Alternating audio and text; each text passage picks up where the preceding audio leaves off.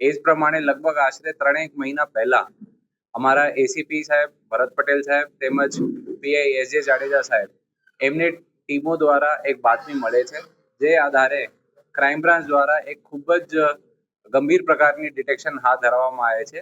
એમાં એક પુરુષ જેમનું નામ સમીર અકબર અલી અંસારી, એમના જે મૃતદેહ હતો એ એમની વાઈફ દ્વારા એમના મિત્રો સાથે મર્ડર કરી એમના પોતાની કિચનની અંદર ખાડા ખોદી દાટવામાં આવેલ અને એ પછી એમને ઉપરથી સિમેન્ટ અને ટાઇલોથી કવર કરવામાં આવેલ. આપણે એ અનુસંધાને એક આરોપી ઇમરાન વાઘેલા એમની અત્યારે પૂછપરછ ચાલુ છે અને જે બાકીના આરોપીઓ છે જેમાં મુખ્ય આરોપી રૂબી અંસારી તેમજ એમના સાથના આરોપી ફૈજુ અને સાહિલ એમની બાબત અમારે ક્રાઇમ બ્રાન્ચ દ્વારા શોધખોળ ચાલુ.